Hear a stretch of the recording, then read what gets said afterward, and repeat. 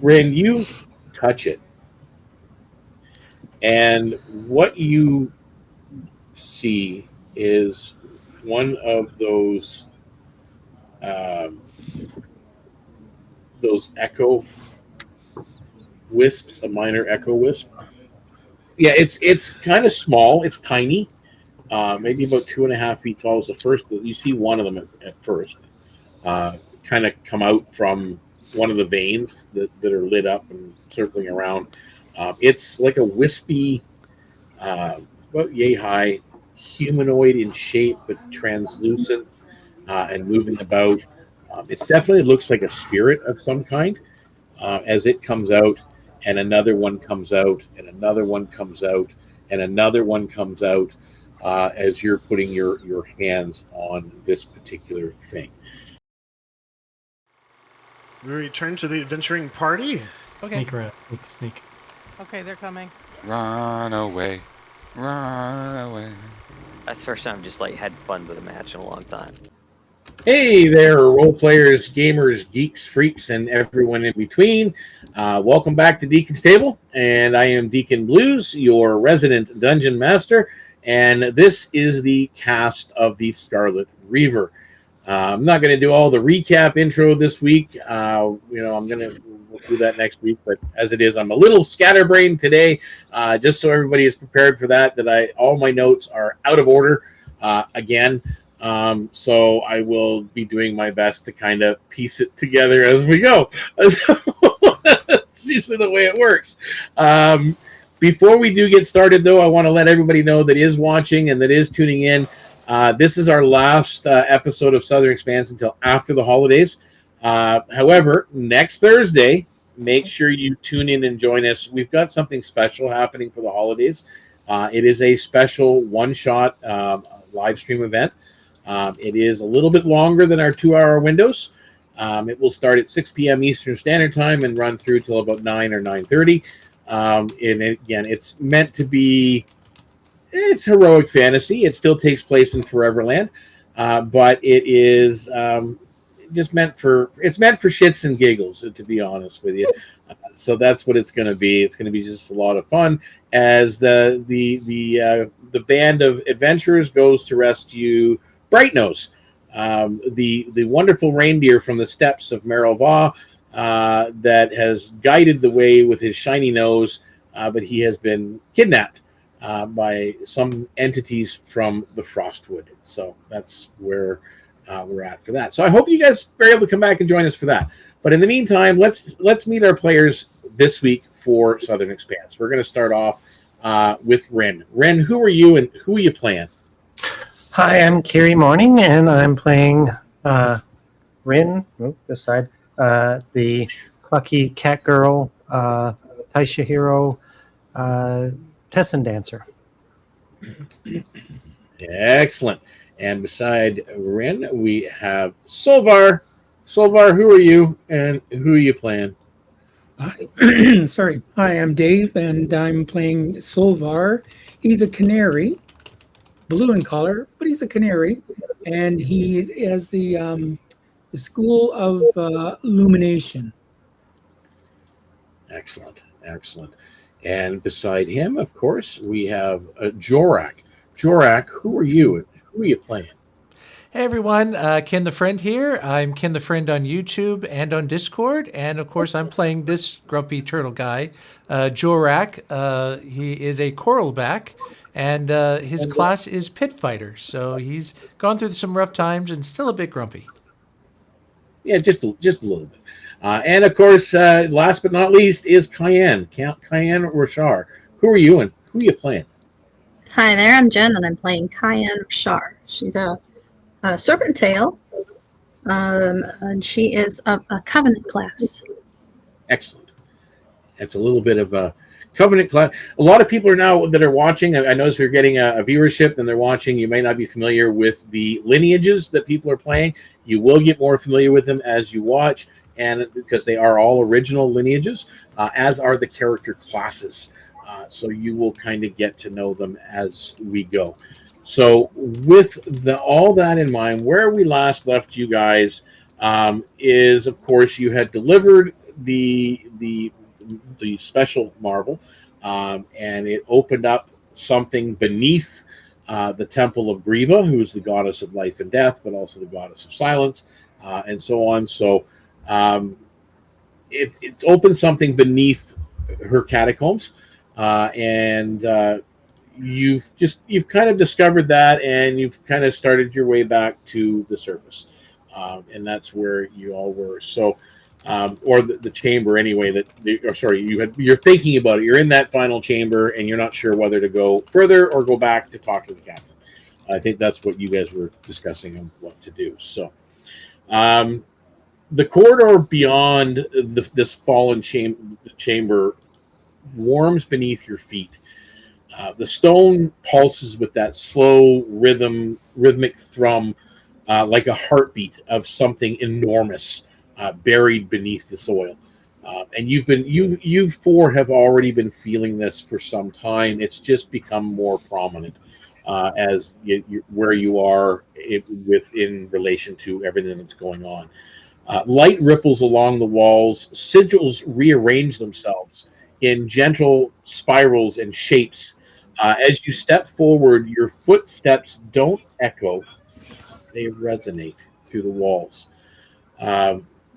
Then a warmth blooms in your pockets, or your hands, or your belt, or wherever you choose it to be. Small, smooth stones, river pebble-shaped, glow faintly. Somebody already has one of these, and they've had it from the beginning. It came from the marble. Who had that small, round piece of the marble from the beginning? I believe it was Rynn. Yeah, I think so. Okay, so you have that already. So the other three of you now, wherever they may be, you don't remember picking them up. You don't remember ever seeing them before, except for one of you. And you know where yours came from. The one who carried such a pebble all the way since the surface.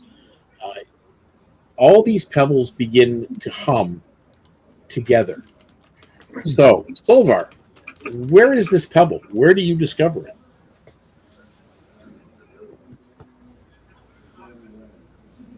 I believe he has a small pouch that he keeps some of the little trinkets that he has. So he kind of feels something sort of beating up against the side of his his chicken thigh. So I'm going to reach in and pull this thing out, kind of examine it and wonder what it is, look at it, any markings. No, it's a smooth, round stone that's humming. And Rynn, you see Solvarr beside you pull this stone out that looks very similar to yours, and they're both humming. Jorrack, where is yours? He's got like a little stash in his strap where he keeps some of his more precious items. He's got the raven feather that Raven gave him. He's got the burned scroll with the image of the original four that includes Daksha.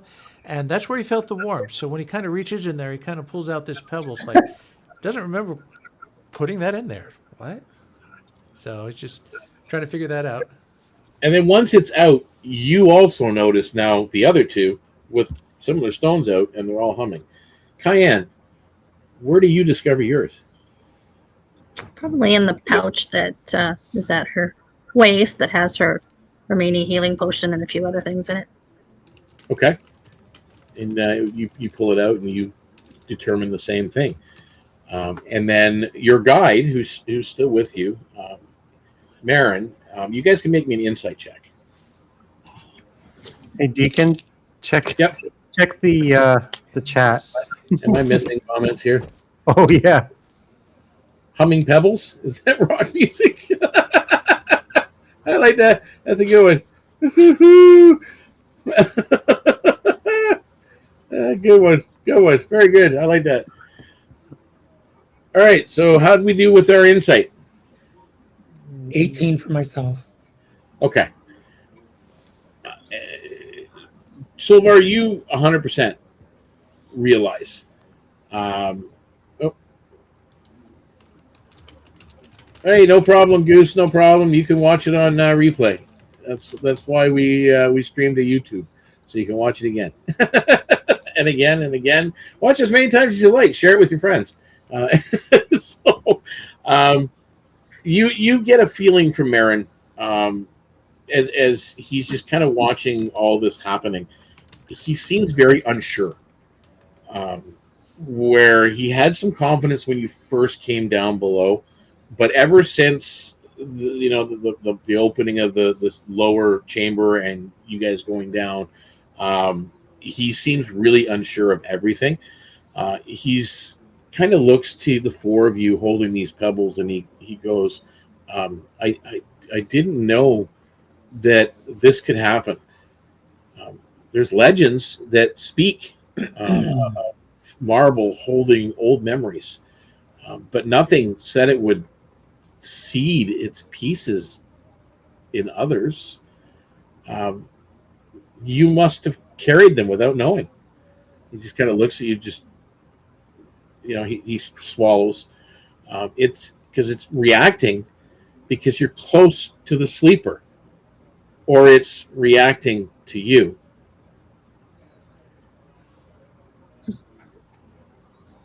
What do you do with these pebbles, these shards, as we'll call them, because they're shards of the original stone, but they're smooth, round pebbles. What are you doing with it? Are you just letting it sit out? Are you gripping it tightly? Are you putting it just back in your pouch and ignoring it? What is your character's reaction to this happening? Rynn is going to hold hers up in front of her face like this, and she's going to start poking and prodding it. Okay. So you're poking and prodding. What about Solvarr? What do you... Okay, you're saying there's a hum. So I'm going to try and match that hum or harmonize with that hum or try to attune with that hum. As I did with the marble. I want to do that with this stone or this pebble. Yep, I get it. And Jorrack, what about you? What are you doing with your stone? He's kind of using it kind of as a dowsing rod. He's just kind of moving it around to see if it pitch changes, tone changes, gets louder or softer, see if it's like drawn to something in particular. Yeah, it's okay. So you're doing that. And Kian, what about you? I would just sling my buckler shield onto my left arm and transfer the stone from right to left and hold it in my shield arm. Okay, so you're just kind of holding it. So, Rynn, you in my fist, not tight. So just sure to slip out. You're just holding it in your arm. So, Rynn, you poke and prod it, and you're looking at it and examining it. It is a smooth piece of marble, like white marble, like a beautiful piece of marble. It's not completely round. It's not circular. It's a bit of an oval shape. Didn't you say it was like a river stone? What's that? Didn't you say it was like a river stone? It's like a river rock, like smooth like that, but it's pure white, and it's that pure marble. And none of the four of them are exactly the same. They're all around the same size, but they're all like slightly different shapes. But there's nothing really, other than the fact that it's humming, that really sets it off. Dave, you match. I need you to make me a performance check, actually, as you're trying to match the harmonics. 15 plus 21. I have a question. Yep. Ask the question. Go ahead. Does the chunk of marble that Kian took from Lowforge when they were down in mining way down under the first time, does it also hum from her backpack? The piece that you took that was off of the separate vein, not the one from the slab, correct? Right. Yeah, no, it's not. Okay. It's not reacting. It's just a piece of white marble. So Dave, you do match the resonance, the tone of the hum, and you go along with it. And it's because of that, while Jorrack is taking his stone and using it like a dowsing rod and kind of moving forward and moving around, that you notice while he's doing that the hum from Jorrack's stone changes more in a certain direction.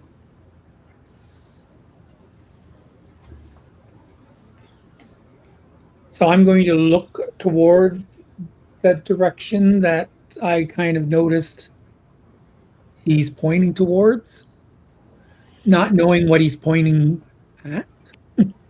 It's kind of like the image that you see sort of on your screen where you're at. You're kind of looking down this corridor, and it's changing towards the end of the corridor. Like as he kind of moves in that direction slightly, it's there moving towards whatever's at the end of this this corridor.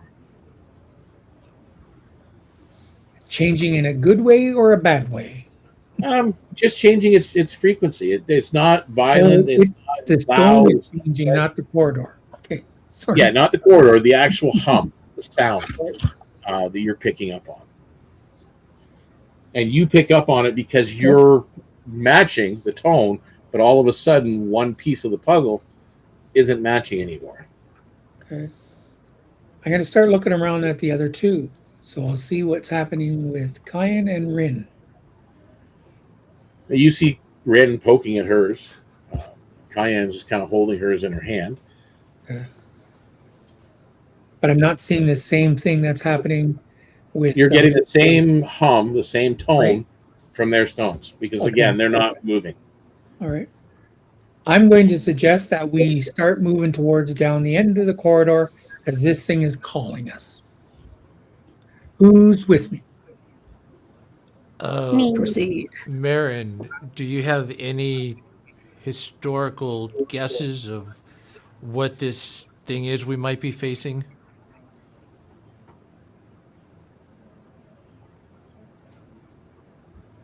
He just kind of...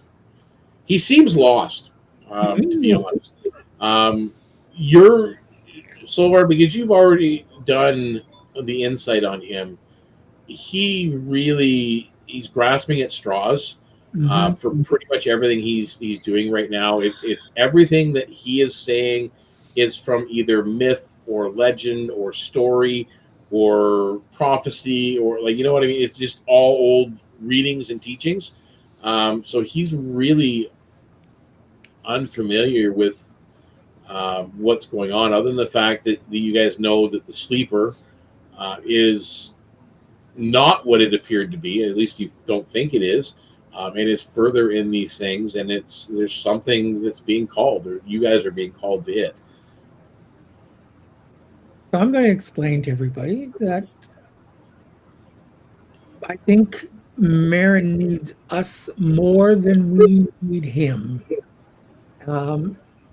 He actually nods as you say that. Yes, so that's my polite way of saying he's useless. But anyways, I think the thing is that if we move forward cautiously, we need to discover what it is that's taking place. I believe it was something that was being, we thought, held here and guarded here. And so now let's go see what this is. What was the big hoopla of this stone? Why do we bring this stone here? It's calling. Let's go look. I'm very curious. now. Well, the stone was supposed to quiet this thing that's bothering the town, but it had the opposite effect. So now we got to figure out why. Yeah, and the town really, like the city is really unfamiliar with what's going on because the city, there was something below that was reacting to noise.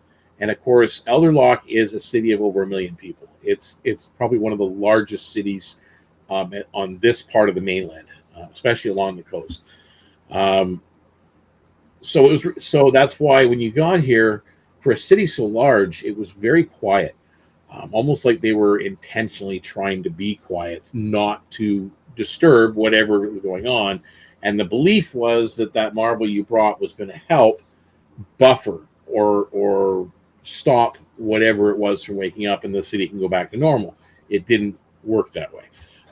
So things have kind of gone sideways. So you guys continue down this long, wide chamber corridor. And down near the end, you reach a spot where there's a towering translucent door that stands ahead of you. Stone-like mist caught in crystal. Sigils drift lazily beneath its surface, and they move around. You see hollows, little hollow indents in the door, in this translucent door, that match the exact size and shape of your stones. What do you do? Well, if Kian notices that, she would point that out. Look, these Rynn, indents. Rynn, being the cat that she is, isn't even waiting. Oh, You go first. Does this fit? You go first.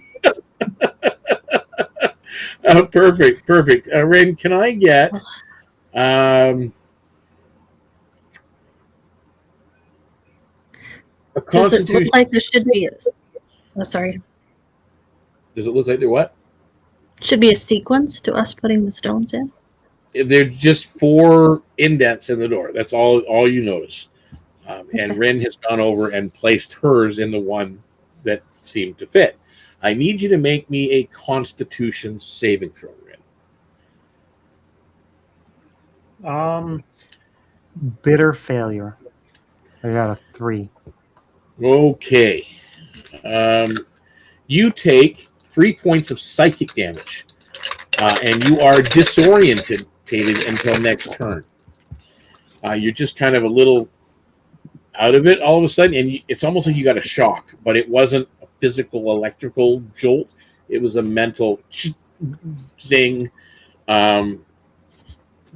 She jumps and her tail puffs out and goes poker straight in the air.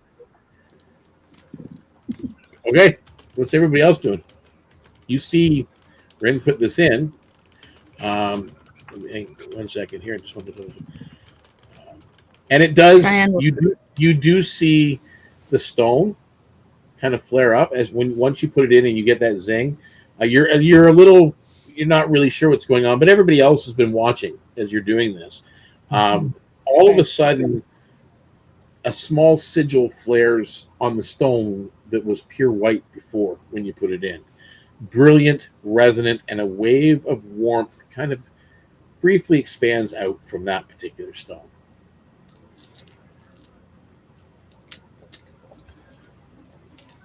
Solvarr.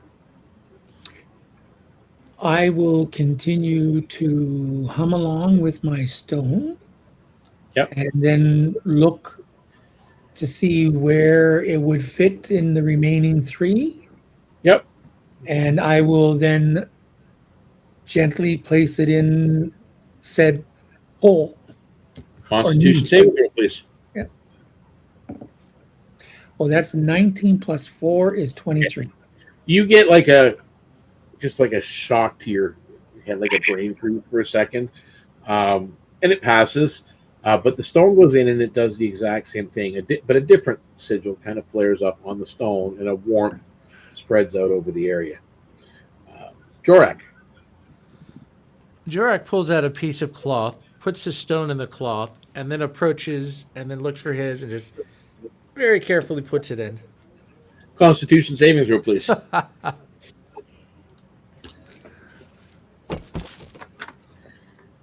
Oh, 19. Ooh. Okay, you're fine. You get the same thing, like a brain freeze moment that flares up with the sigil. Kian, what are you doing? Shrugs, walks over very carefully, stealing her mind and setting her shield, and in her shield sticks that stone in. Okay, Constitution save.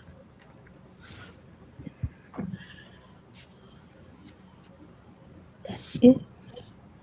16. Okay.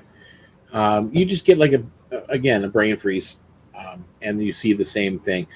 The only person that's really acting really strange right now is Rynn, but you also notice Warren or Marin seems very, very confused at the moment, just kind of watching the situation that's going on.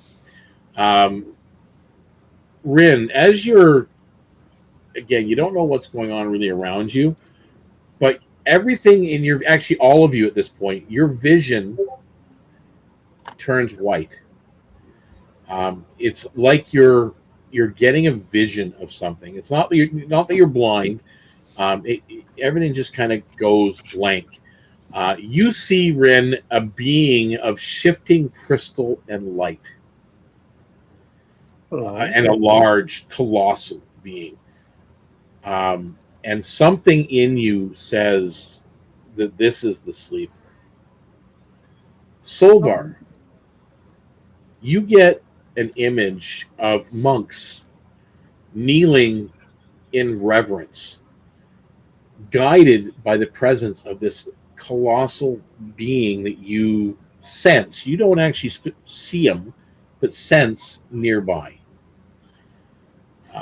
Jorrack, you see this crystalline stone that makes up the sleeper, that makes up this colossal being. And you notice that there's a catastrophic fracture in it. Kian, you notice a crystalline structure in a wall. There seems to be more to it than just a wall. Like it's a massive crystalline stone shape. But all of a sudden you notice shards of crystal falling like stars through the sky. And you guys all notice your vision comes back, and Marin is on his knees. And he just kind of looks at the four of you. The legends. They never said the sleeper was a teacher or that it was shattered. We only had fragments of old songs. This could change everything. And as all of you return from this vision, the visions kind of collapse, and that door opens.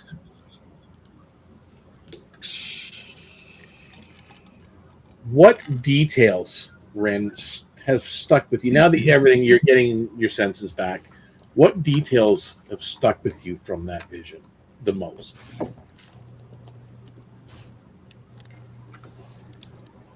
Monks. I saw the creature. Yeah, you're the only one that actually saw it. But you asked, didn't you just ask me what features and something? Yeah, like what is your mind immediately think? Like after the vision's all gone, are you thinking of other things, or are you focused on something about that vision? Well, she because she feels that this is what we're looking for.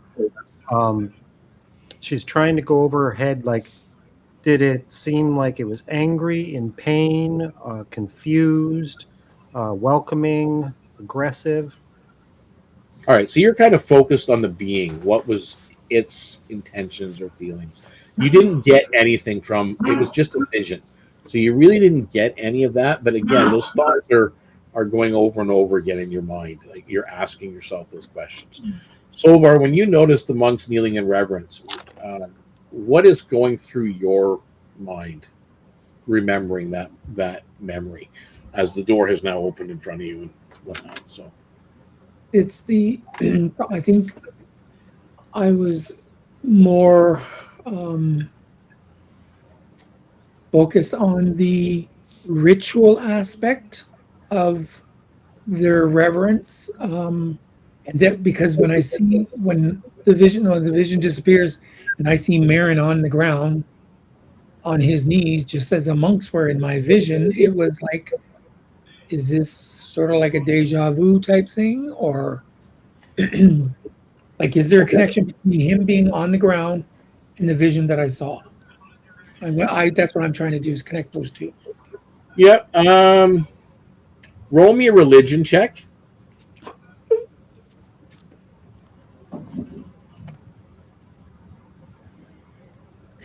Intel needs to come on.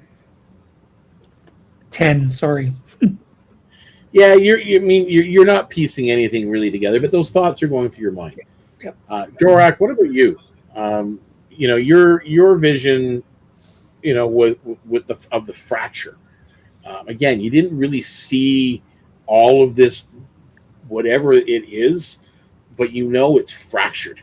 There is a catastrophic fracture there as well. What's going through your mind? What is your thought process as you focus on, or are you focused on that at all? Or Well, his main thought is as soon as he sees it, he's picturing this thing that's old, that's been around, that's cracked, and the first thing is thinking of like, it's hurt, and he's trying to think of ways. How do you fix it? Maybe mix some limestone sand and then add water to try to get a healing mix in. He's trying to figure out, is there any way to fix it? Is there any way to help salvage it, bring it whole again? Okay. And that's where he's. So you're thinking of the helpful aspect of things. You want to make things right. Yep. Kian, what about you? You saw the shards. Is falling. Jorrack mumbling any of that aloud? Yeah, is anybody sharing this information, by the way, with each other? Jorrack would have just said he's hurt, and then that's it. He would have just been thinking about how to fix it. So Jorrack said he's hurt.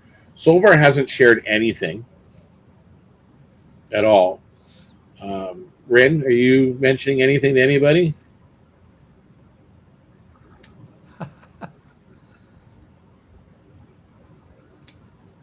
She ate the pebble. Now Are she's you muted? I think you're muted. I'm sorry. She's kind of in her own little world, and she just sort of mentions offhandedly about this being that she saw. Okay. So she mentions a being. Jorrack has mentioned it's hurt. And then you had the vision of all these shards falling from this crystalline thing. Wall. Okay, she's saying it's a wall or some sort of structure and crystal shards falling, many hundreds of them. Are you sharing that, or are you just... Yes. So you share that. And Marin actually says stones formed the first Echo Wardens.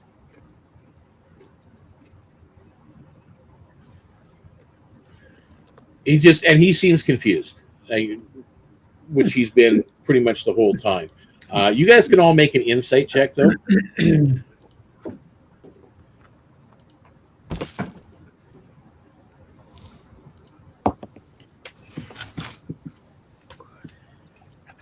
That's an 18.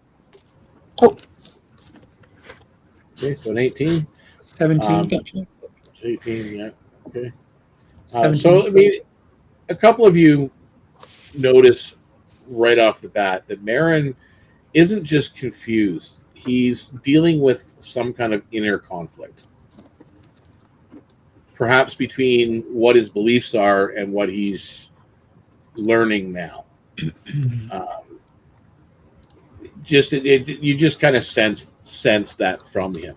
I need all of you, as you're focused on these thoughts, to make me a wisdom saving throw.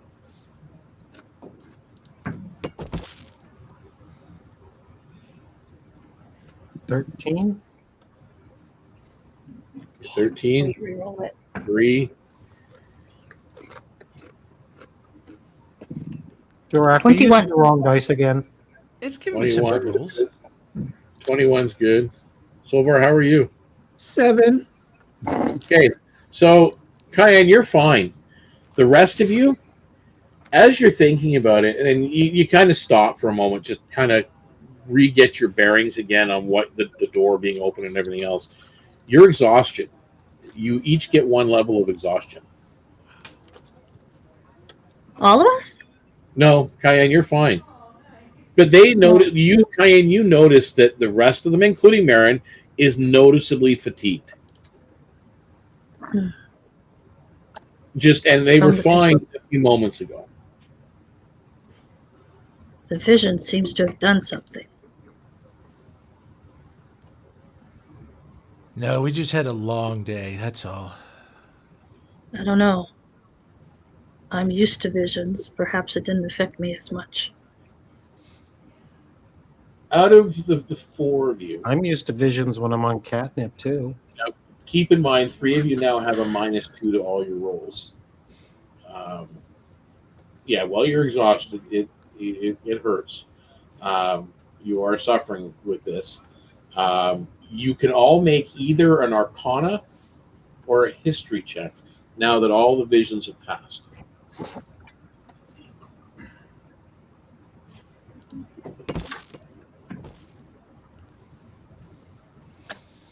Great 19. Okay. 13 with the -2, Okay, 13. including -2. Yeah. Well, 17 then with the -2. Okay. Since See, sometimes it doesn't matter, folks. I get a +2, And but I then get a minus. -2, So it's just so a my straight actual total is 4. roll. Okay. And Cayenne? 5. Okay. So Rynn, you're the only one that actually made it. You, after hearing, and again, your head was really foggy there for a while, but after hearing what you've heard and seeing what you've seen and kind of piecing it together, you start to understand that the marble, this whatever this large piece was, used to be many shards like the stones that you have. The order that is here now, that Marin is part of, they used to be different. They actually used to learn directly from this sleeper. It was their contact, where they learned everything from. And you've kind of pieced that part together. With the doors being open, who's going in? Rynn goes in. Kind of going. Rynn's in. So kind and Rynn are striding in side by side. Okay, so they've gone in first. Solvarr, are you coming in behind, or are you? I'm pushing Waiting. the turtle in. I'm using the So All you're turtle. there right, all trying to right. Come on. We're getting there. As you enter into this chamber, you like, again, you don't know really how far beneath the city you actually are at this point, and you're kind of taken back by what you see. The chamber is vast enough to house a fortress in it. It's massive. Spiraling sigils sweep across the floor in soft green arcs. In the center lies this colossal piece of stone and crystal, plates layered like landslide paused in time, threaded with these crystalline, shimmering veins that are going right through it.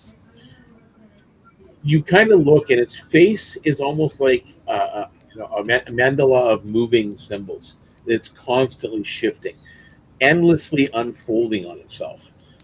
A pulse radiates outward, slow and arcing, a wave of these ancient memories, the visions that you had outside kind of come back to you for a moment and then fade, brushing against all of your senses.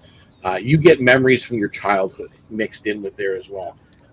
Whether or not it's reading those or whether you're just remembering, you have no idea. And Marin Even me? is kind of behind you, and you hear his voice. He says, This is the sleeper of echoes, a mind It's a mind, not a creature. It's a teacher. If the legends are true anyway, but it's something's wrong. Yeah, it's It's cracked. It needs to be healed. Do you know how to heal crystal cracks? he kind of looks. It doesn't say anything about healing it. I mean, I've read the text that even there's not even much on this. It's just mentioned that somewhere back in the beginning there was the sleeper of echoes, but really not much on it. That it went silent. Who steps forward first, and who hangs back? I'd Rynn step walks forward. up to it and puts her hand on it. So Rynn wants to walk up to it. Okay, Kian, you said you were going to do something as well. Yeah, I'd walk up there. I don't know if I put my hand on it, but I'd walk right up So there. you're gonna Study it. walk up as well. Study Solvarr. So, after listening to what Marin was just saying, I'm almost thinking what I was trying to piece together back with the vision. Yep. Have these people stopped the ritual of reverence to this entity? They're ignoring it. It's like they're no longer revering it as a teacher or whatever, or they've turned their backs on the entity. That's what I'm struggling with now. And do Okay, I? so you're focused on that. Yes. Roll a religion check. I'll get to the other two that move forward already. Jorrack, what are you doing as the other two have kind of stepped forward? He's kind of circling it or going around looking to see, not only kind of get a scope of it, but see if he can find any sign of looking for the damage or crack. crack. Yeah. Okay.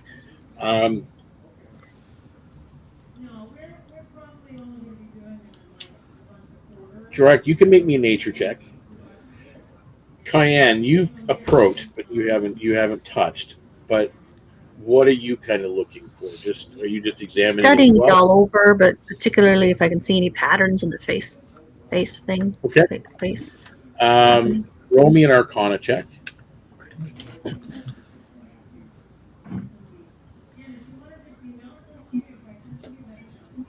Rynn, you touch it, and what you see is one of those echo wisps, a minor echo wisp. Because as you do put hands on it, Rynn. Other than you're seeing these things come out from it, you guys are all noticing something as you're examining and looking at the stone.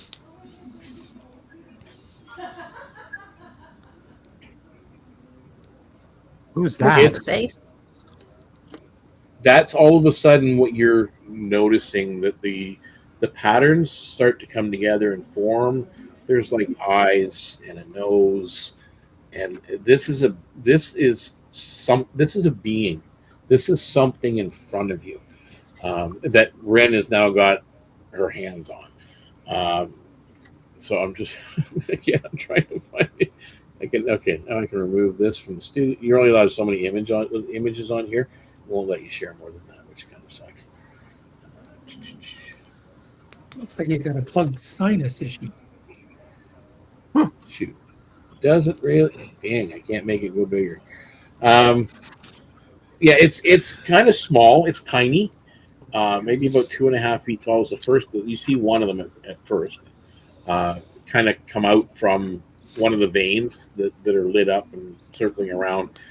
It's like a wispy, about yay high, humanoid in shape but translucent and moving about.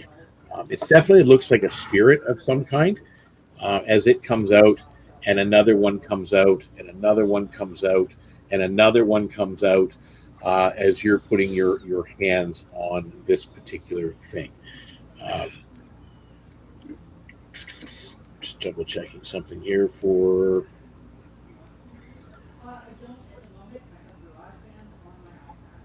Yours, Careful. but okay. And Jorrack, what did you rolled as well? Correct. 15 with the -2.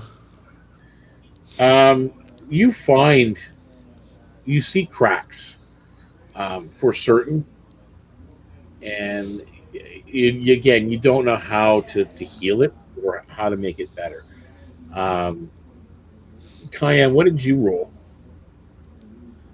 Oh, what were we rolling? Yours was Arcana, Uh, I think. Yours was Arcana to see if you can see a pattern. 11. Yeah, you don't really notice any patterns. And Solvarr, what was your religion check?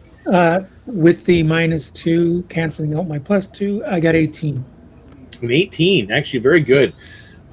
Yeah, you kind of piece together that this sleeper is among Elderlock's half-remembered spiritual figures. This is a figure that was here before the city, before maybe even the ruler of this realm, of this region. You're not certain of that, but this entity has been here a long time, and apparently there's more than one throughout the lands, not just from here but beyond. There are spiritual figures that go back, and at one time, yes, revered, followed. They were teachers. The order, whether or not they turned their back on the entity or they just forgot over time, you're not certain. What you've seen of Marin and the Order, they don't seem like a bad bunch of people. They have their beliefs and they follow it. But for whatever reason, there's a disconnect between the then, the truth of the then, and the myth of the now. So you're kind of piecing that together. Rynn, what are you doing? Because you're the first one that notices these wisps coming out from the stone. What are you doing? Well, she looks to see whether or not they look hostile. They don't necessarily look friendly. You can make an insight check, though, if you want. I will do that. There's probably about a dozen of them right now. 17. Yeah, they're not friendly. They seem to be in protect mode, and you just placed your hands on whatever it is that they're protecting. At this point, you all now see a dozen of these small, wispy, translucent spirits floating about. And by the time you get to this point, you can clearly tell they're hostile. So you can all make me an initiative check, please. And don't forget, you still have a... Rynn, look out, she says. You do have a -2, the three of you. Remember that. I guess I'm going to have to take care of that, aren't I? Yes. I think you do have something that helps exhaustion, I believe. Yes, I do. Oh, exhaustion? I'm not sure about exhaustion. Yeah, it's got to help exhaustion. I know. Let me look. I don't think you're high enough level. I think there is an ability in there later on that you can take. Greater Restoration, I think, handles exhaustion. I could be wrong. Oh, we're rolling initiative. Sorry. Yep. Rynn, what'd you roll? 18. 18. All right. Solvarr, do you need a moment? No, I rolled a 9. 9? Okay. Jorrack. Is that with the +2 or -2? You're muted. You're mooted. Muted. That's what Rynn would say. It's You're not an mooted. ability check, so is that with the -2? Probably not. Sorry? Yeah, it's -2 to everything. Okay, then 7. Okay, and Kian. 21. 21. I'm Okay, as slow as a Kian, turtle. you are the first one up. What are you doing?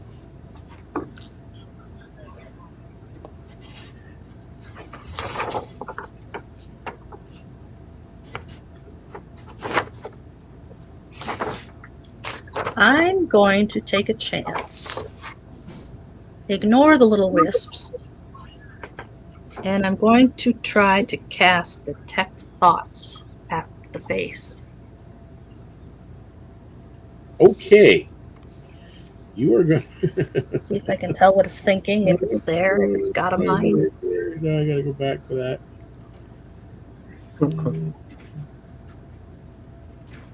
Where did it go?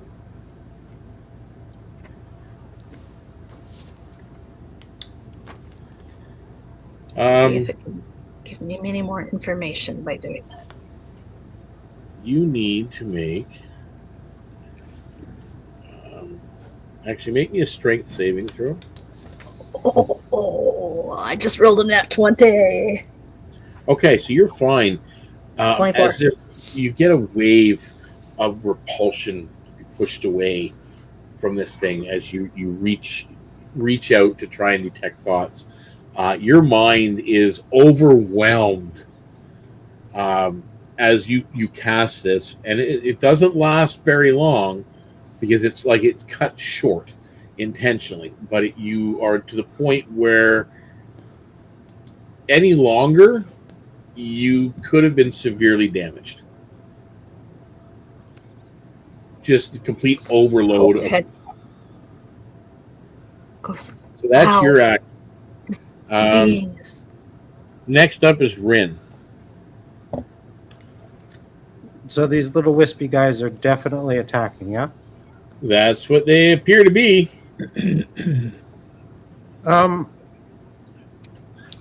He's going to just go into defensive stance and not attack, but just parry and dodge. Okay. So you're defensive. You're just there. And that brings us to them. So at this point, you're all close enough to one. They're all one of. There's at least one of them within 10 feet of each of you. You can all make me a wisdom saving throw.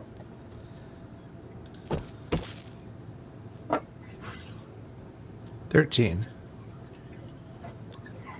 Yeah, you actually made it. You're good.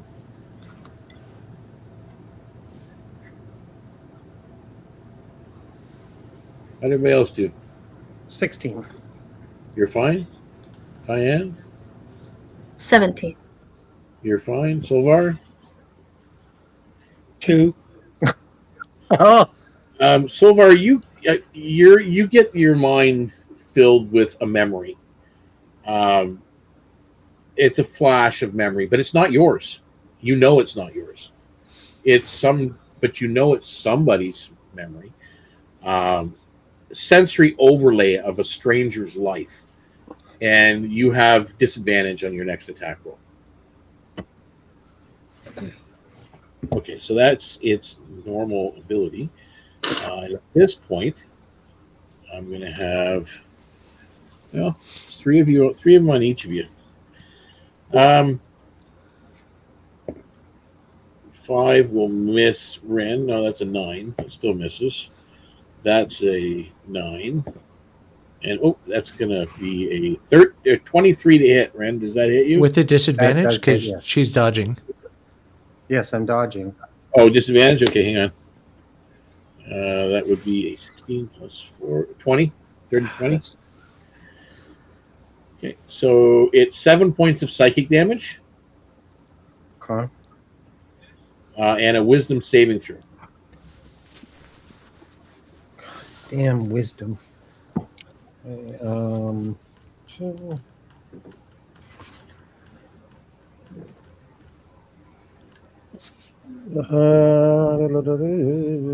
Where is it? 17. 17. You're okay. You're fine. You just kind of get disorientated for a second, but you still took that psychic damage. Now let's go to Solvarr. Attack number 1 is going to be a 12, which will miss you.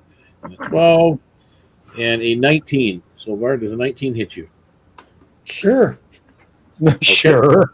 You take 7 points of psychic damage and I need you to make me a wisdom saving throw, please. Again, after I'm stupefied before. You can't do that to me this time. 17. Same thing. You get kind of disorientated just for a moment, but it passes. Jorrack, a 14, a 19, and that's nothing. So does a 19 hit you? 19 hits. Wisdom saving throw, please, and you take 7 points of psychic damage. Wisdom is 11. You lose track of where and when you are. Your speed is reduced by 10 feet. Okay. So you're just kind of, where are you? What? You like completely blanked for a second. And Kian, a dirty 20, 9, and a 19. I was also. Oh. So the dirty 20 hits. Yep. And the 19? Oh, yeah, that would hit too. I thought you said. Okay. So that's 14 points of psychic damage. Which And I you need a would wisdom. take half. So you take being half. resistant. So you take 7. I need a wisdom saving throw.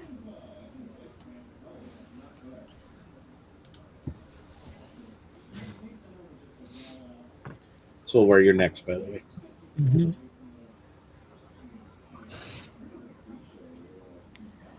12. Meets it. Okay. So you get disorientated for a second, and then you're fine. Solvarr, you're up. Jorrack, you're on deck. So I And noticed you have disadvantage on an attack if you attack. Yeah, I know. But I'm not attacking. Okay. So, I noticed that Rynn and Kian have already done what they were going to do. So now my focus is going to be on Jorrack, and I am going to cast Guiding Spark because he's well within 60 feet of me. Oh, yeah.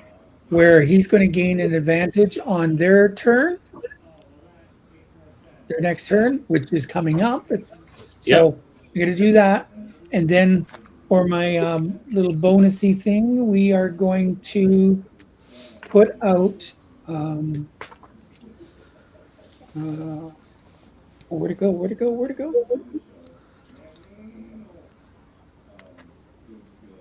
I think everybody is within 30 feet of me, I would imagine. Yes, they are. I'm going to give a Hymn of Radiance because I know I need some hit point coverage again. And I'm going to roll a 1d8 on my modifier. Oh, we have 6 and charisma modifiers, I think 4. Oh, charisma. Where are you? Oh, plus 4, so 10 hits back up. So everybody gets 10 hit points healing. Yes. As your wings go out and this radiant light just kind of shines out and covers the area. Okay. And does that end your turn? That ends my turn. Yes. Okay. Top of the round. Kian. I'm going to do as. What about Jorrack? Oh, he's out for this turn. Oh, wait. Why? Am I disoriented? No, sorry. I forgot. I missed Jorrack. My bad.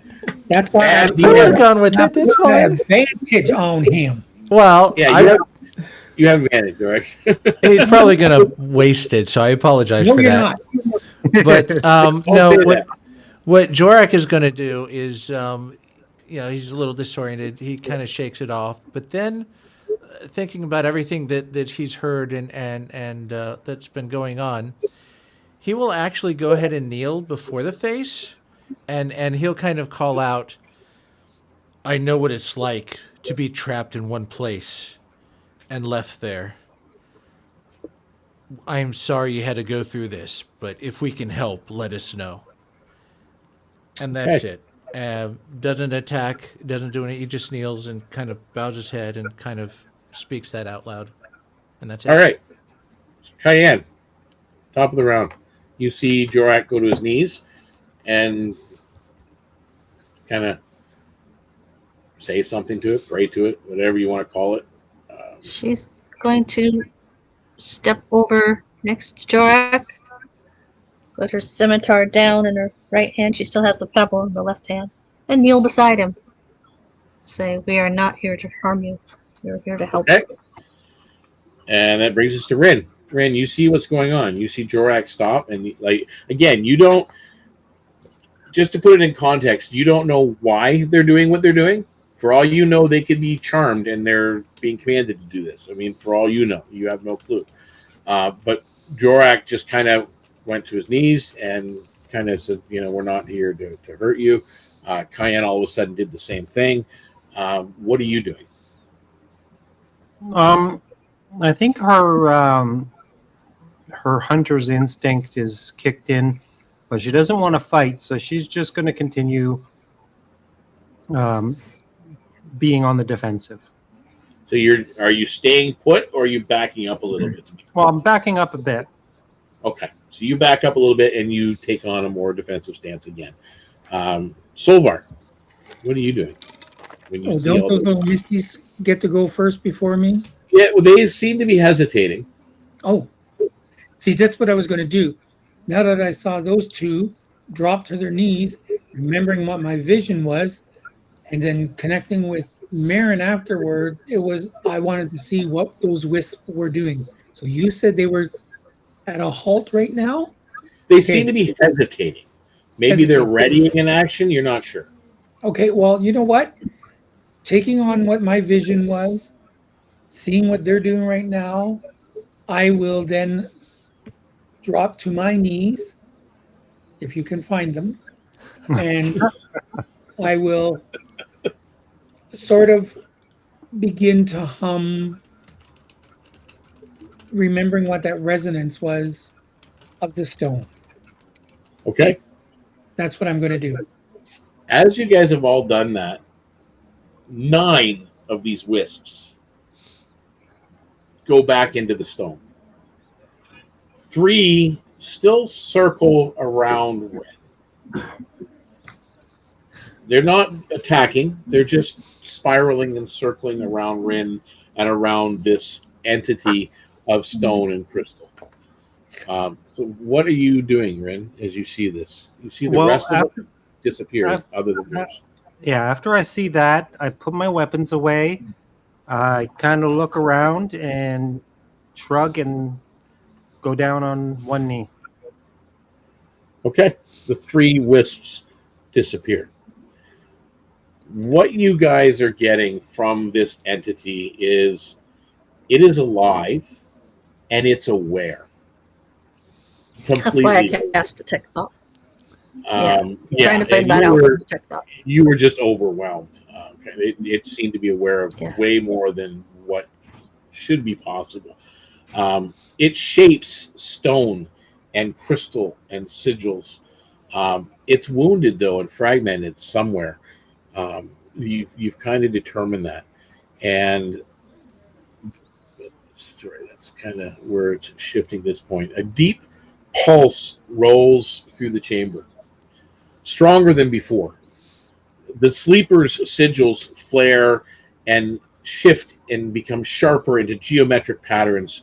The great mandala of its face ripples, tightening into a focus as if turning towards you. The air vibrates. The ground hums. Your shards glow bright. The sleeper is completely waking.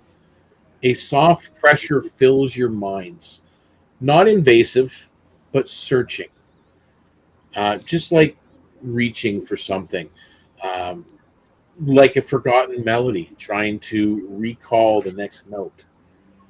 The sleeper speaks, but not in words, not in sound, but in resonance, in that vibrational hum. At this point,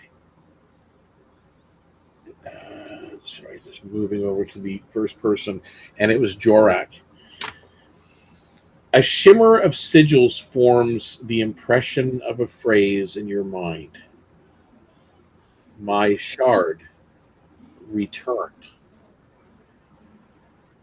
A vision flares.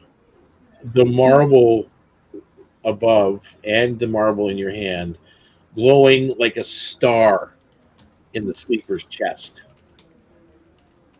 You see a shattering into 7 different fragments scattered throughout the sanctuary. And then again, you see a phrase in your mind. A piece of me is lost. What is your reaction, Jorrack?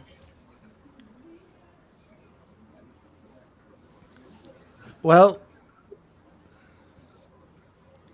he kind of relays to the party out loud as if saying back, this is what you said.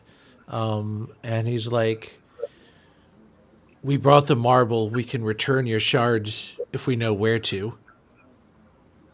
And he'll kind of offer that to him. All right. Next up is Kian. Another pulse. You guys all feel these pulses, deep and warm. Again, it's kind of like warming to the soul as you get this resonant hum.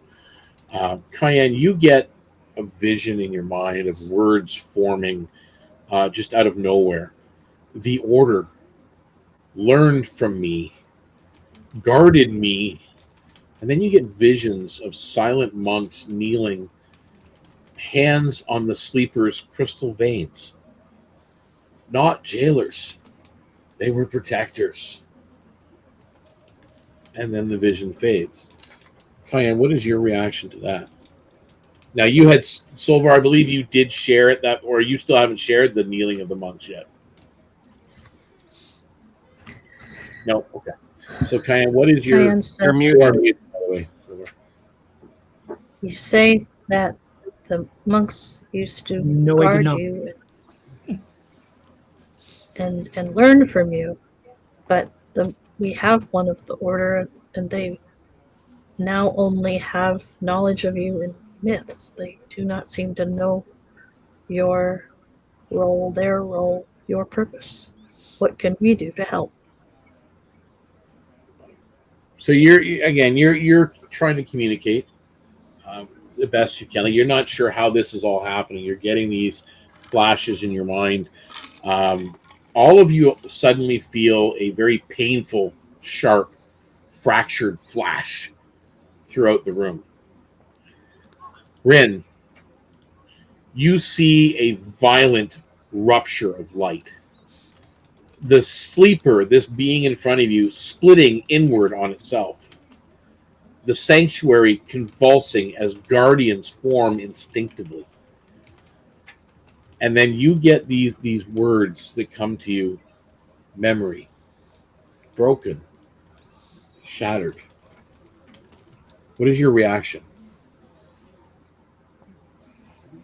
She kind of says absently, yeah, I can relate. My memories are shattered and broken too. Okay, so you're trying to kind of relate to its situation. All of a sudden, you see the sigils as they're moving turn dark at their edges, and a deep, dissonant rumble echoes through the chamber.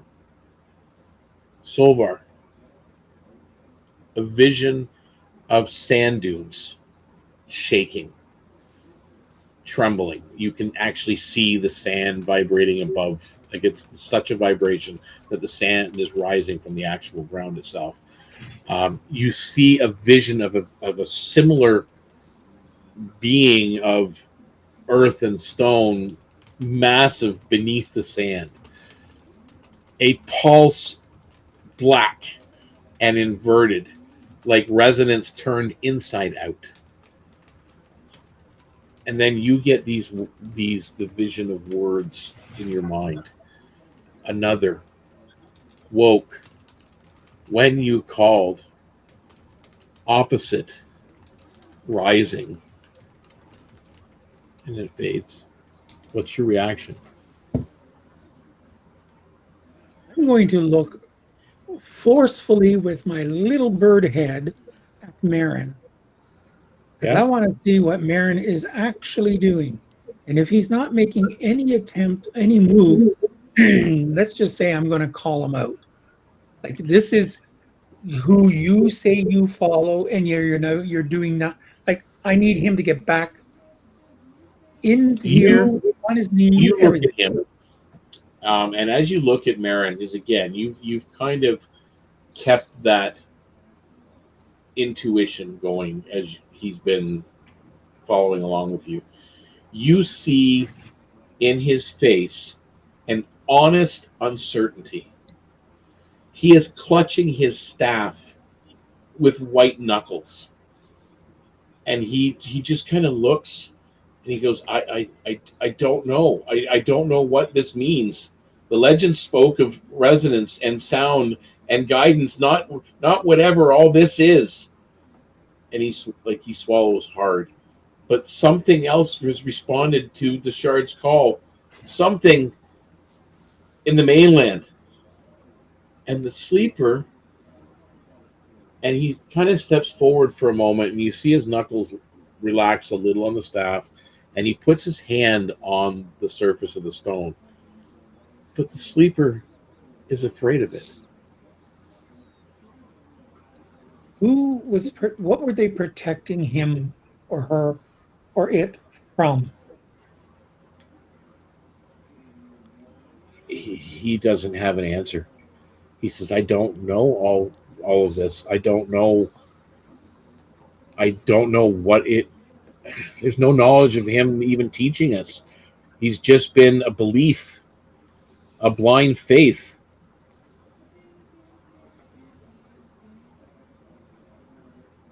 It's said that Grieva, and then he kind of says, it's said that that Grieva created beings in the beginning. Okay. For what purpose, we don't know. I'm going to say in conversation with Marin,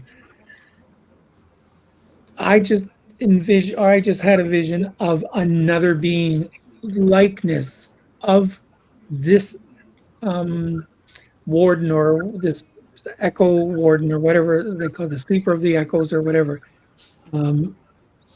but distant from here, creating havoc. What do you know? Like, what's the correlation between them? Like, is that and something we should be looking for? Like, I mean, I know Are you asking Marin, or are you asking the entity? Or are you asking? I'm asking Marin. Asking Marin. Marin has no clue. Okay, then I'm going to turn my focus to the being. Yep. And I'm going to try and channel melodically to get a sense of what it's trying to tell us. What do you need from us? What can we do?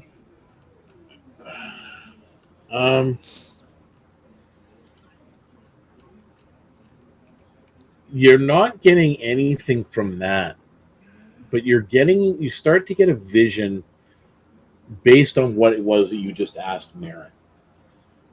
You get a vision of those dunes again. Vibrating against some kind of sand dunes, vibrating and collapsing inward, like forming a sinkhole. A black frequency, like an inverted echo. You know, you ever hear when you hear an echo, but then all of a sudden there's like a counter resonance that you get that just kind of throws everything off. You get that. And it actually, the words that come to your mind is counter resonance. As old as I. Okay, well, we got two opposites, and one is awake. Oh, I'm saying to myself.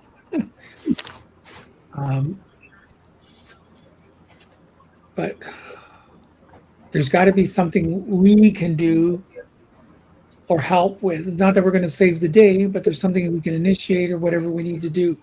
So again, I'm going to ask the party. I'm going to tell the party what I've just experienced. And it's going to be a matter of we need to go and find this counter. Or do you? Or do we? One of the two. But you also, at this point, you've also determined that you are able to ask this being questions. Not maybe traditionally, but you are able to ask it things, and it gives back some kind of message. You have to figure it out, obviously, but it is trying to communicate with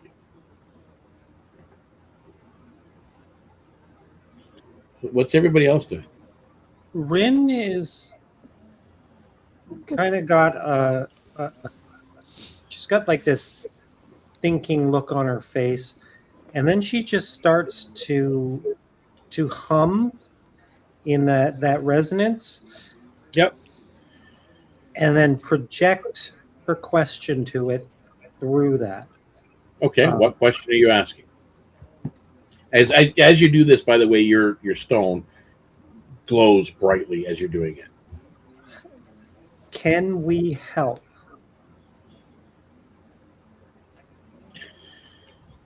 A pulse goes out from this being, but not like you felt before. It's weak and it's fading.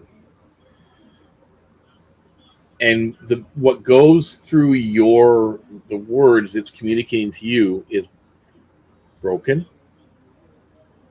cannot rise, not whole. How do we make you whole? That's what Kian was going to ask. Okay, so you're probably doing this at the same time. So Yes. Rynn has asked that question, and Kian has asked, what we can do.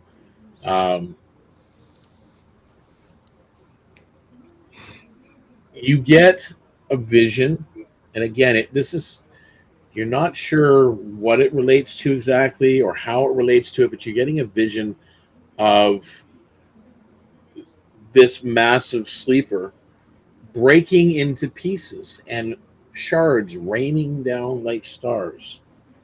That was like my vision. Yeah, and you're getting it again. And each piece is glowing brighter and brighter as it falls down towards you, the party. And the stone in your hand is glowing just like them. And the words in your mind that you're getting from this being is fragments, remembering through you, and it fades. Jorrack, what are you all about at this point? Is you're kind of, you see that they're kind of, it looks like they're in meditation with this thing.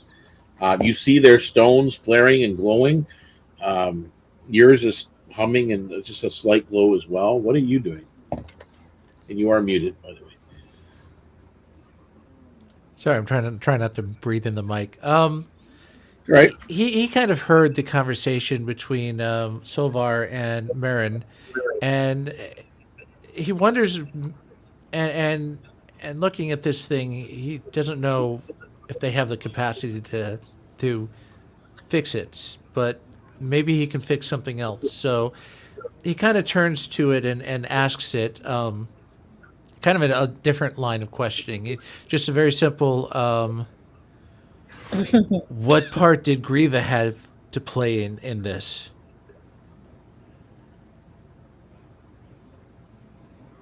You get a vision and a pulse that goes out, warm pulse in the room. And as you get a vision of this chamber, a massive chamber, and you get the feeling of being held and warmth. And the only word that forms, mother.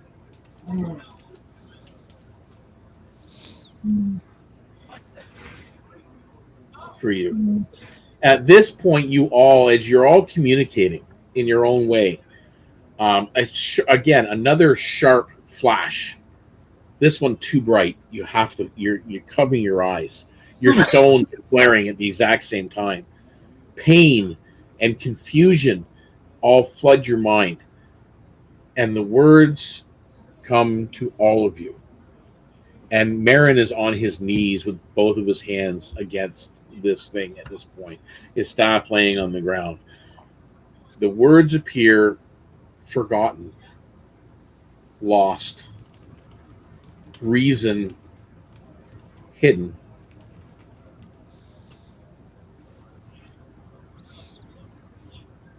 What are you doing? Rynn pulls out her sigil that she got from Grieva, the one that she's been wearing all this time. Yep. The silver pendant, and offers it to the entity. This was given Take to me it. by Grieva in a previous life. If this will help, Yeah, it's it yours. doesn't take it. You get a warmth, like a warm sensation, having it, but it doesn't take it from you. Kian would like to look around for more of these shards that might have fallen off and look for where he's broken, where I Well, see you know fracture. that there's 3 of them that are on you, or 4 of them that are on the group of you. And who had the vision of the other missing shards? Because I believe it said there I were think 7. I think it So was Kian. make me an investigation roll, Kian. I can't remember. I heard them all, but who was who?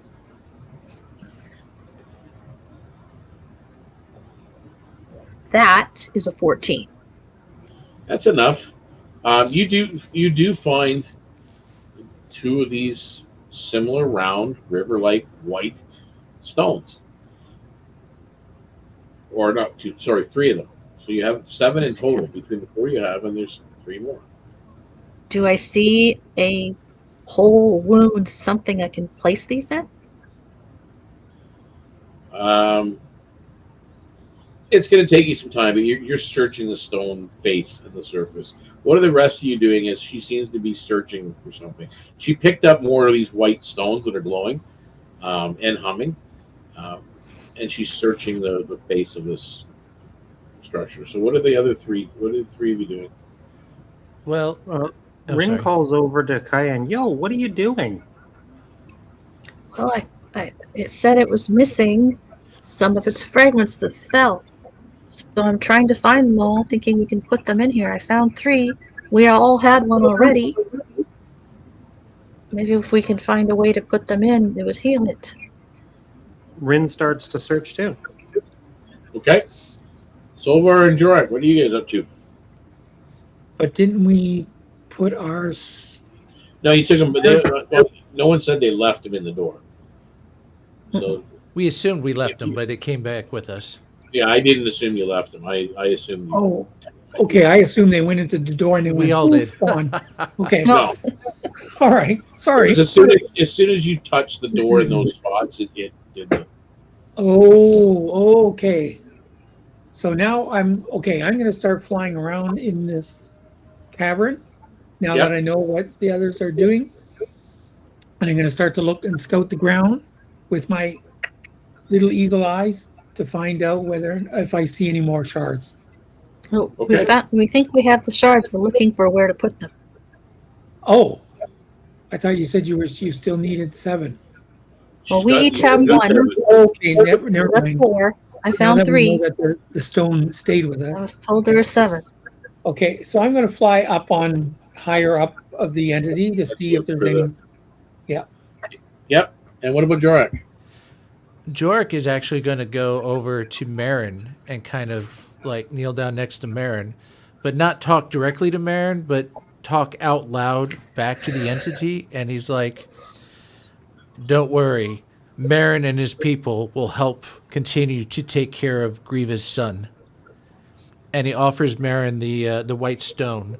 So if they find a place, he wants Marin to have the honor of putting it in. Okay, Marin takes the stone.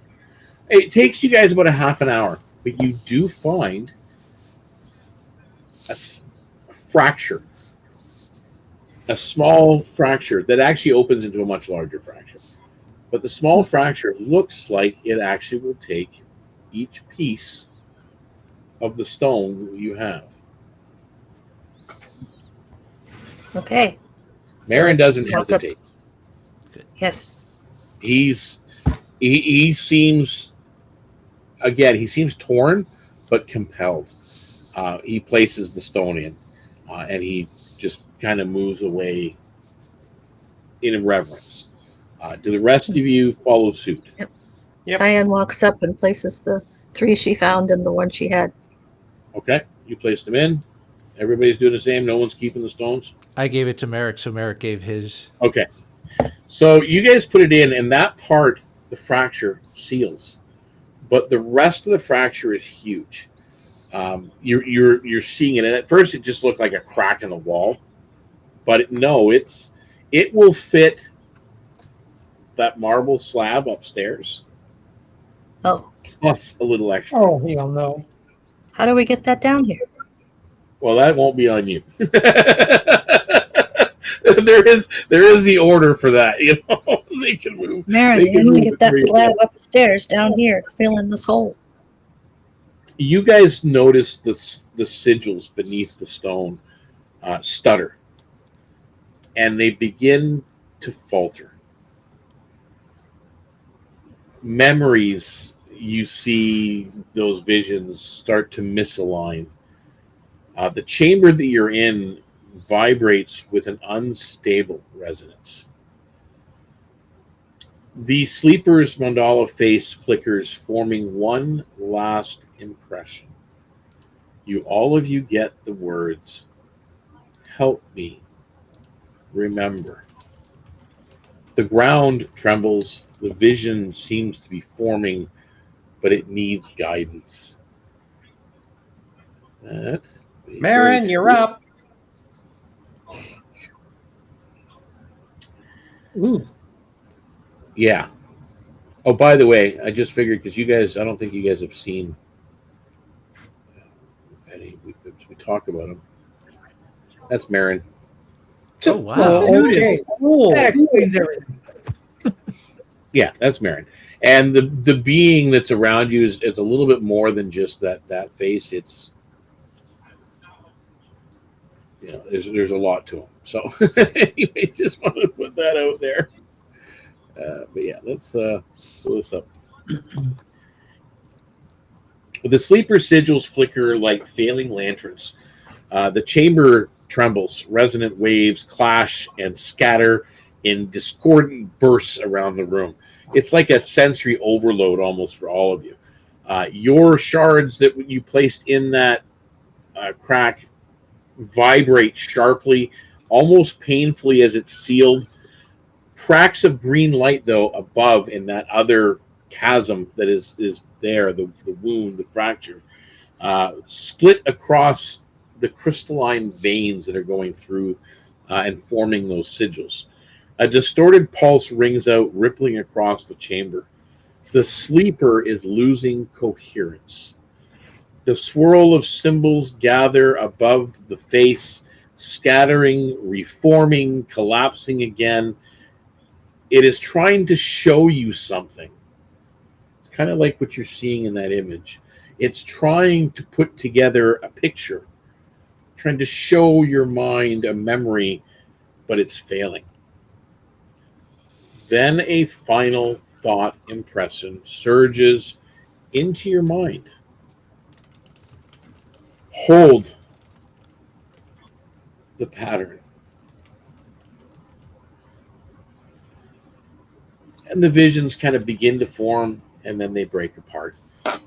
Rynn tries to physically hold the pattern and bring what together looks like it should.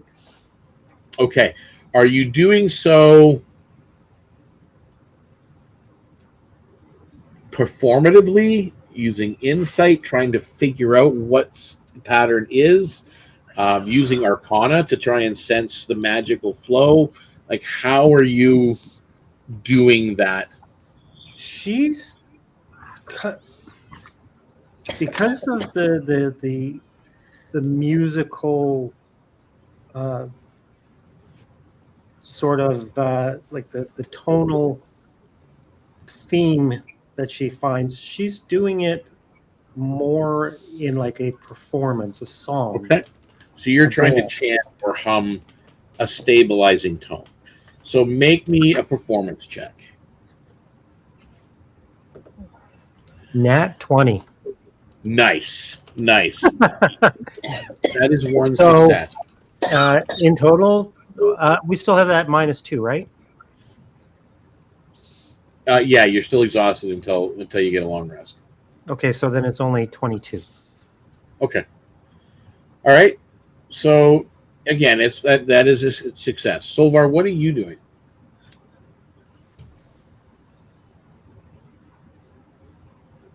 I'm trying to search for a more calming melodic resonance because there's these Okay. compelling competing things. I'm trying to intone whether it's the same as the marble one because I've been so in tune with that marble one. I've almost got that one pat down. But I'm going to project it to the being, the entity, in more of a soothing and a calming way, using those melodic communication. Roll me an insight check. Roll you a who? Insight. Insight.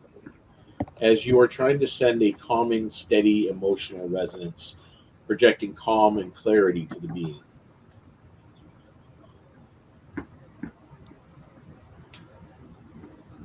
Well, it's 18. Minus Okay. 2, so it's 16. Okay, that's still a success. Okay. Jorrack, what are you doing? He's going to do something he hasn't done in a long time. He's actually going to do the Dance of Thahara, the storm dance. And so he's you're going to using offer a form this. of prayer. Mm-hmm. Make me religion. Religion. This is going to be for that. 14 with the -2. Okay. As you're doing the dance, you actually start to get a mantra forming in your thoughts, perhaps being told to you from Thara. It's an old, ancient, silent echo mantra, rumored to calm sound. You get your next roll with advantage, and that's a success. Kian, what are you doing? I'd like to try to determine more what the pattern is and what I need to do to hold it. So maybe like an insight. I would say that's more of an arcana. You're trying to find the pattern to things. Okay. Searching. So an arcana roll. As you're trying That's a to 17. find the pattern, it's right. Okay, but 17, that is a success. You do find a pattern in the resonance of the sleeper's pulse. The chamber goes still. The shards flare brilliantly, and they're all lined up, and you can see them. They're flaring even brighter than the veins in the stone. The sleeper's sigils all align. One perfect unified pulse. A vast holographic light projection blooms across the chamber floor. A map like that starts to now, you start to see the vision, but it's in holographic form in this room as you're standing on the edges. You see a map made of sound and light. The southern expanse, you see an outline that's meant to be the ocean waves. You see a rocky coastline. You see an expanse of desert sand dunes. A single point deep in the desert, pulsing with a warped, corrupted resonance like a heartbeat gone wrong. Sand sinking inward, pulled by massive unseen force, a shadowed form beneath the dunes, stirring, awake. Black resonance waves echoing outward, clashing violently with the frequency that you're now, the warmth and that frequency you're now experiencing.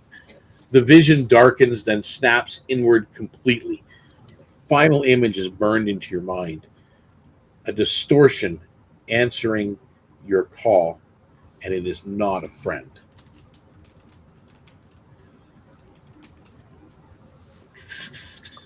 Marin kind of steps back, steadies himself. He's pale, like very pale, and shaken. A counter resonance, a distortion.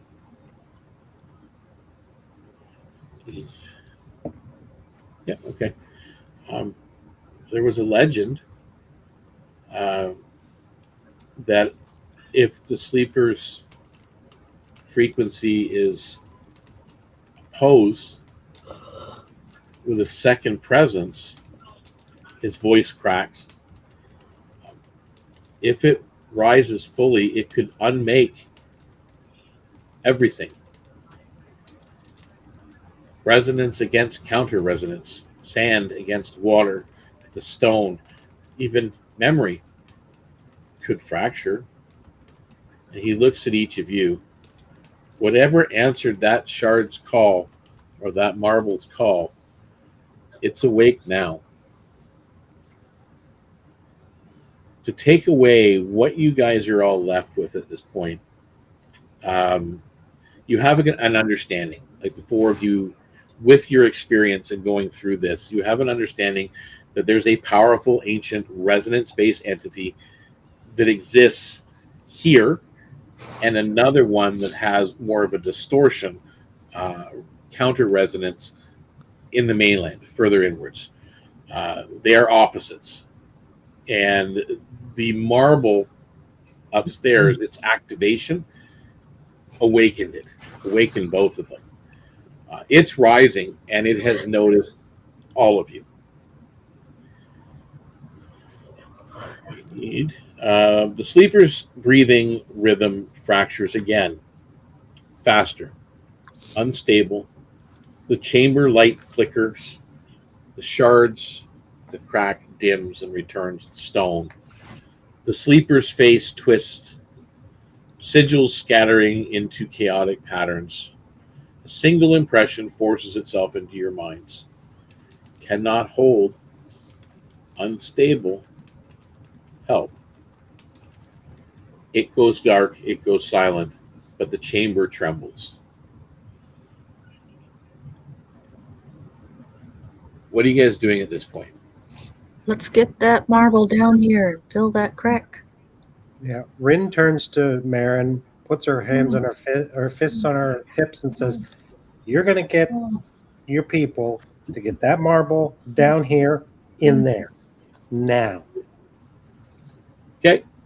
Or the whole world seems to be in danger of being unmade. What are the other two doing?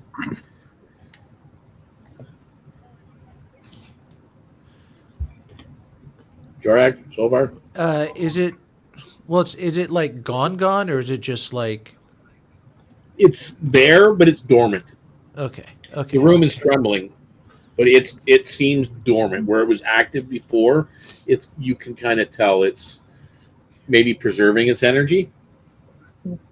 Yeah, he's kind of like broken at the moment, just looking at something that's of significance, ancientness, and divinity, and he does not know what to do with that information. So he's just kind of EXE has crashed kind of mode.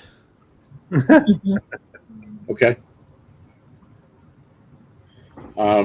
With all that, suddenly a violent pulse tears through the chamber. Where it comes from, you're not sure. The sleeper, who was quiet and dormant, convulses. Not physically, but through its geometry. The sigils across its body stutter and flash out of sequence. Waves of raw resonance roll outward, crashing against the walls like invisible tides. Cracks split across the chamber floor. crystal veins flare too brightly than dim. The very air vibrates with chaotic, discordant force. The sleeper's face twists, symbols scattered into patterns of panic. Marin braces himself as he was getting ready to go for the stairs and go back. It's not whole. It's awakening. It's unstable. You see this slab of stone shift behind him, almost knocking him forward. And then he kind of catches himself and he says, if the resonance collapses, the entire cradle could fold in on itself. We have to anchor the chamber, align the sigils, seal the fractures, do something. And he's still going towards the door, Rynn, because you told him to get that slab, right? I don't know how any of this works, but we're gonna try. Trying to remember legends and history. With that, I need all of you to roll. I need 5 successes before 3 failures, just so you know. This is you're trying to stabilize this chamber as he's gone upstairs to get the rest of the marble. Okay. Here are some examples of what you can do. You can try to seal the cracks with resonance using performance or arcana. Perhaps trying to align with religion or insight or sleight of hand, because your touch moves those sigils. Try to align some of them into patterns. Maybe trying to reinforce some of the crumbling stone or the cracks using athletics and strength. Like, I mean, there's anything you can try and do. Just talking calmly to it, trying to comfort it or offer comfort. Anything. Rynn, what are you choosing to do? Performance. Oh, okay, She's so you're trying to seal the cracks with resonance itself. Mm-hmm. Roll me a performance check. Oops. 22, so 20. You see a fracture, seal, and some of the resonance stabilize around it. Solvarr, what are you doing to help? Well, since it was resonance repair, that's what I was going to go for, the melodic side of it. So you're going to do performance as well? Do performance, yes. Okay, go ahead. Oh, that was a 19 plus 6 is 25 minus 2 is 23. Nice. So you see a fracture seal up and some of the resonance steadies. Jorrack, what are you doing to steady the room? Be creative as you want. Well, no, he doesn't know what to do. I mean, things are breaking apart. I mean, he's designed to break things apart, not keep them together. So he's going to try to use whatever strength he can to So you're using physical athletics to try and force things back together before they fall apart. So yeah, that is an option. Roll me an athletics check.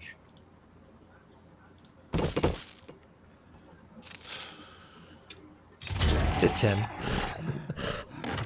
Okay. A slab shifts dangerously as you're attempting this, and you take 4 points of bludgeoning damage. Reaction. He bears it. Okay. So you do that. What about Kian? What are you doing? So that is 1 failure. Some sleight of hand to see if I can shift the sigils. Maybe even catch that falling stone. Okay. Roll me sleight of hand. I rolled an 18, which is a 20. Dirty 20 altogether. Okay. You roll a sleight of hand. The sigils, you manage to move a couple of them, and they relock into a sequence that seems to calm the pulse coming from the sleeper as you do so. So you do manage that. That is 3. We need 2 more. Solvarr, what are you doing? Was it my turn now? It's your turn again, yeah. Oh, I thought it was Rynn's. No, we're jumping to you for a reason. All right. So I'm gonna continue looking for another fracture. Use melodics to. And you're still using the same thing? Okay. Yeah. Roll me a performance check. 16. So 18 minus 2 is 16 plus 6 is 22. Okay, so that's another success. Jorrack. We're going to do you again. Well, everyone seems to be singing to it, so he's going to try to match the resonance, but he's going to do it like a throaty kind of like kind of. Okay, it's like best. A chant, like an old Gregorian chant. Yeah, exactly. Okay. All right, so make me a performance check. That's just one die, so that's going to be 15 with the -2. Nice. That actually is your 5th and final success. The final sigils all rearrange and snap into place. The fractures seal up. The chamber settles. The sleeper's pulse smooths into a slow, rhythmic rise and fall. Its face reforms into a coherent spiral. Calmer now. Everything dims just slightly. Marin exhales shakily. I thought he left.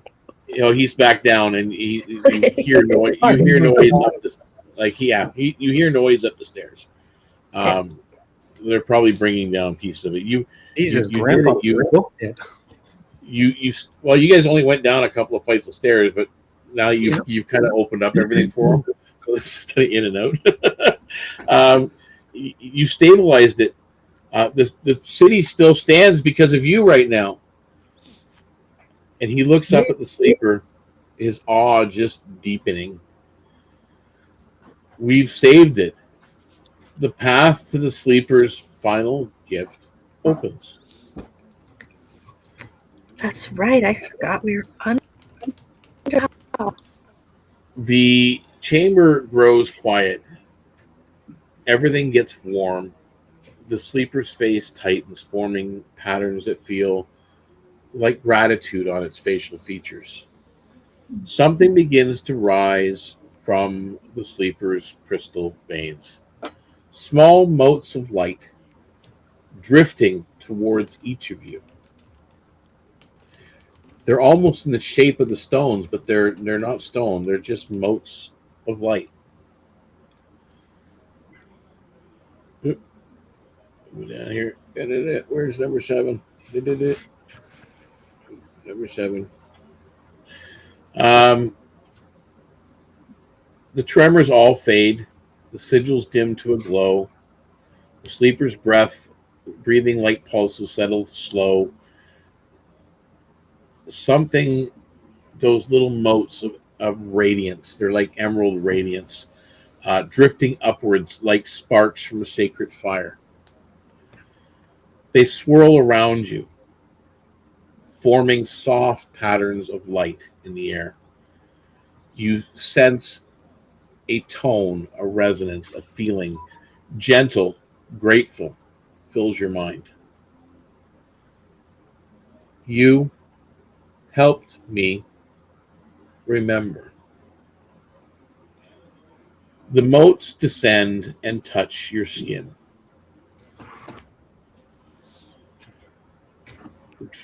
Gift of, that will be Solvarr. As this mote touches you, a soft harmonic tone settles into your being, and you sense, once again, in the exact place you found it before, a stone.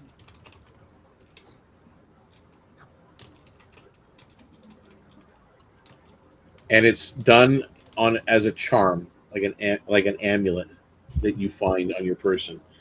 You gain resonance hearing. You have advantage on all perception checks involving any kind of faint or distant sounds.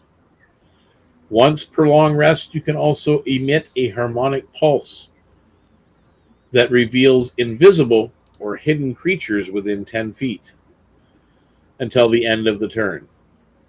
This is once per long rest. You can do that. and no action is required. It's just I do the pulse, and it's like a radar beep beep. Out, yeah. It's birdie radar. What does the pulse do? It detects invisible creatures. Rynn, the moat melts into your skin, and once again you feel where your stone was an amulet, kind of like a marking of where you are. Not sure if the power you're feeling right now is coming from that or if it's within you. You don't know. You gain Veil of Quiet. You have advantage on all stealth checks made in dim light or quiet spaces. Once per long rest, you can create a 5-foot sphere of silence centered on yourself for 1 minute. This does not impede your own spellcasting. You can just do it. Or any abilities that you have. So, it's just like an automatic, boom, at will, or once per long thing. What was the second part? Once per long rest, you can create a 5-foot sphere of silence centered around yourself for 1 minute. If someone is within that spell, like if you choose them to be in that bubble of silence with you, it does not affect spell casting on the inside. But it is silent. You can't hear anything outside of it. But a spell can still be cast.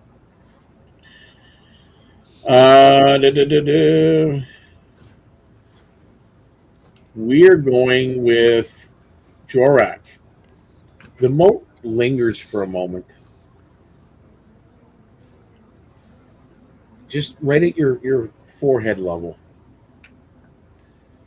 And it stops and it circles and then it goes in. You don't feel an amulet at all at the moment. But you gain Echoed Recall. You cannot forget anything learned in the last 24 hours.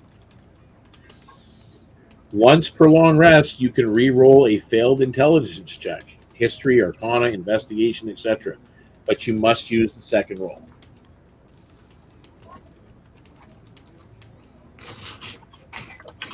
A moment later, you feel an amulet.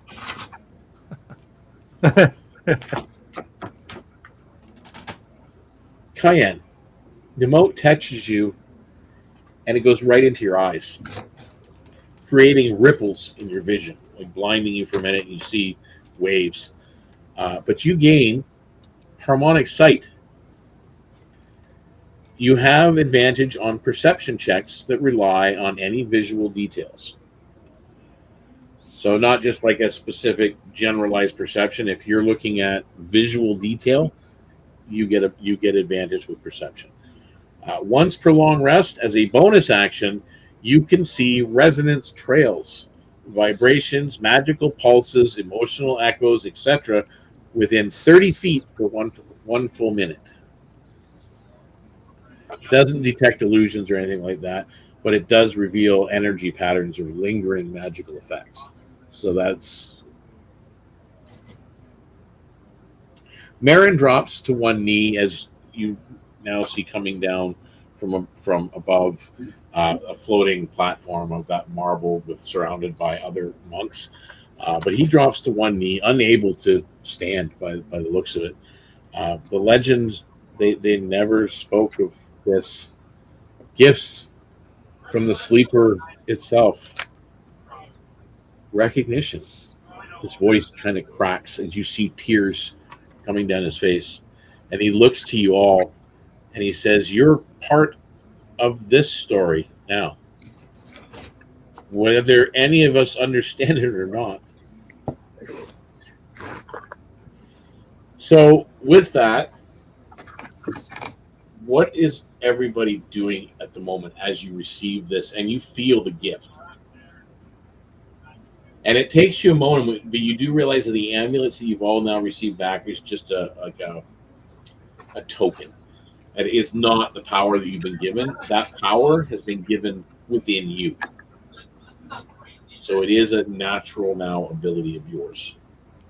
Rynn will go up teary-eyed to the sleeper and gently place her hand on, saying quietly, I'm glad we were able to help you find your memories, and hopefully one day I can do the same.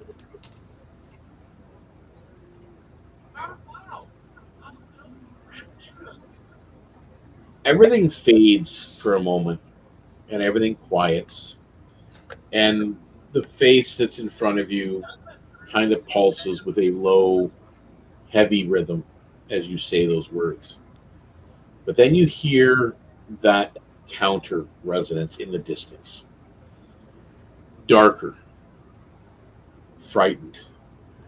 Something beyond this chamber has still answered a call, and it has this being worried. But with that, you also get a memory or a knowledge that hits you that you have been misplaced in time.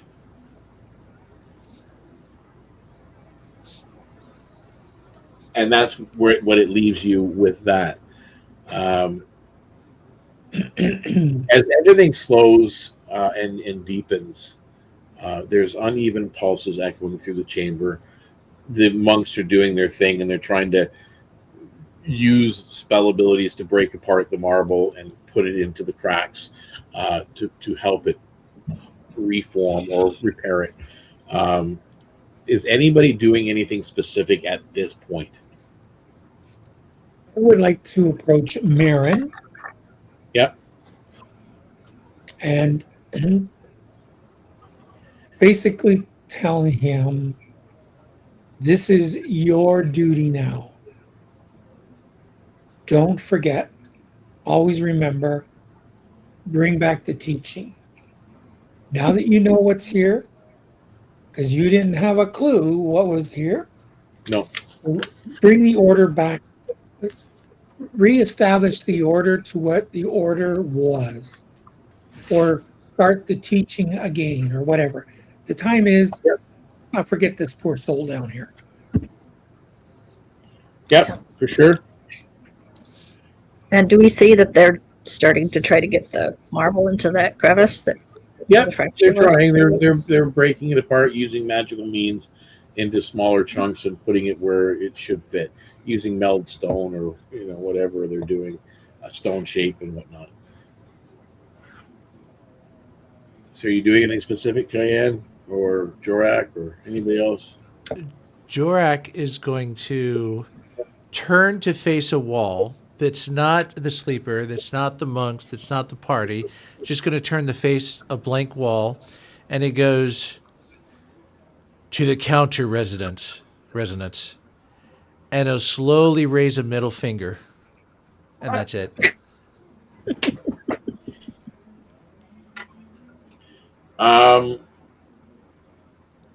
The rest of you, as he's doing this, the rest of you feel a final pulse kind of radiate out.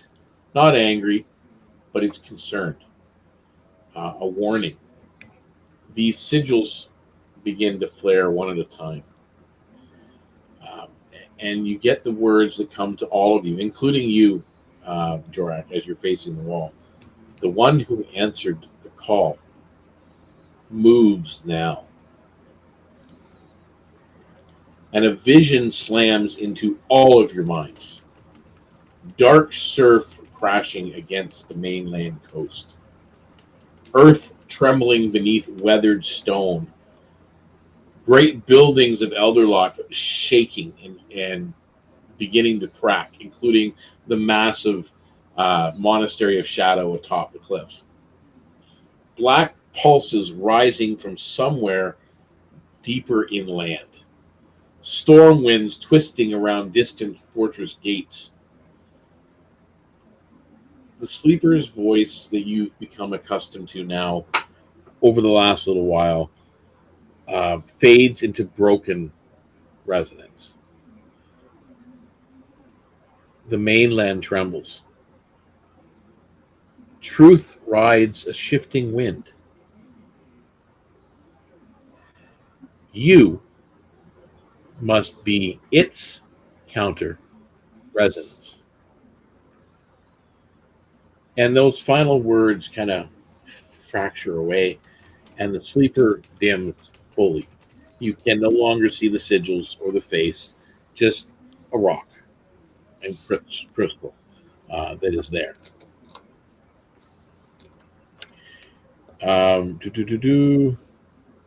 You do see a part off to the side. Is that the wrong scene? No, it was the wrong scene. That kind of a wall that folds inwards, like massive petals off to the side of where the face was here. All of a sudden, parts of the wall fold in. The roof plates slide together with deliberate purpose here.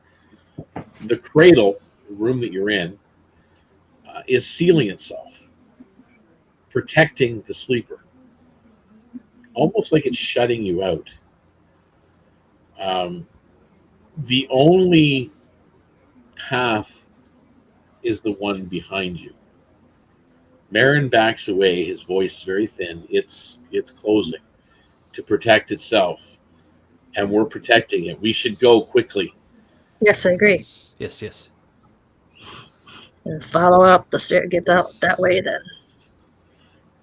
So you guys all make your way out as you're assuming it closes behind you.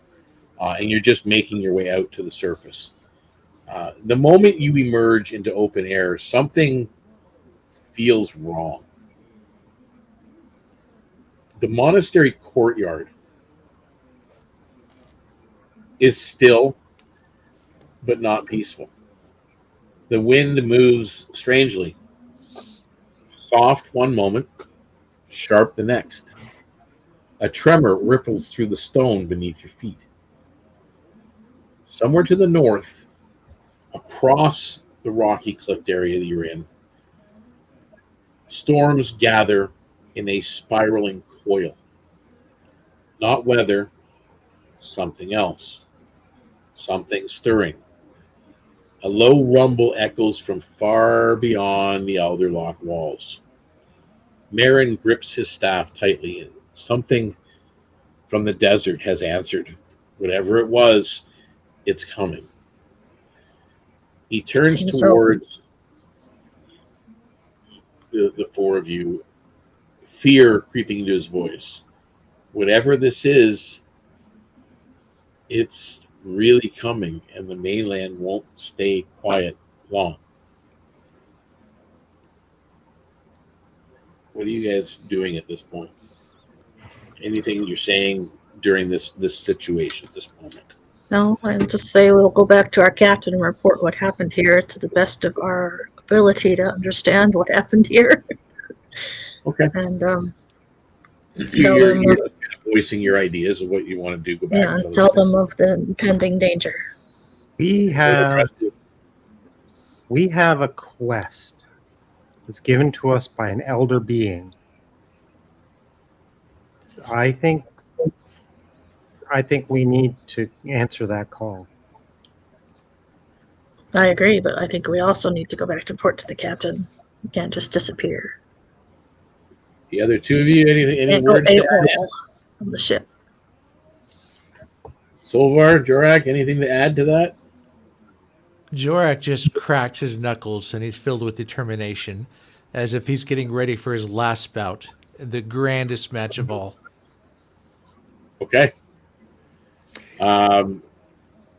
Solvarr? I think we should go back to the captain, Yes. collect what we need or what we get paid for since we did our job here.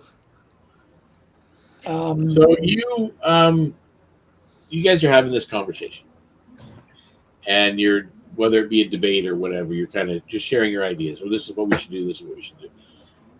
You notice that Marin is talking with some of the other monks, and you see him also talking with some what look like dock crew, dock hands.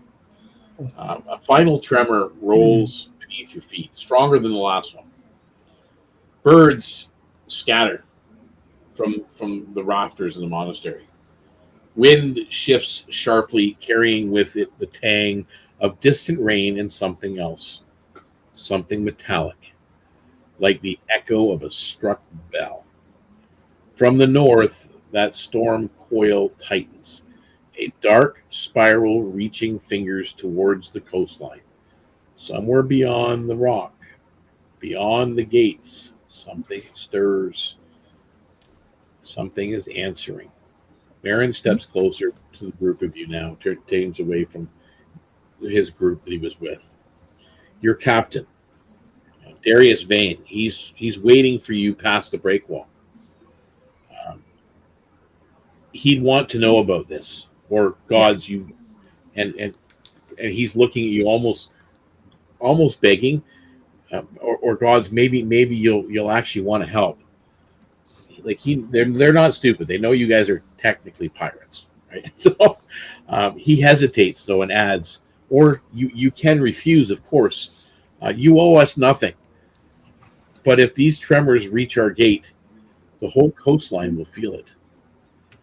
Another pulse, thin and fading, glimmers through your being. The last echo of the sleeper's warning. A call you did not intend to send. A response you may choose not to answer or walk away from. And with that, we are going to end episode 15. And when we return after the holidays, the group of 4 will make their way back to the Reaver and January 2nd. report to the captain, and then figure out what they're going to do from there. Are they going to just sail away and do their thing, or do they actually want to get involved in a much bigger quest? Like those guys. Like those guys and subscribe to those guys. Hit the bell.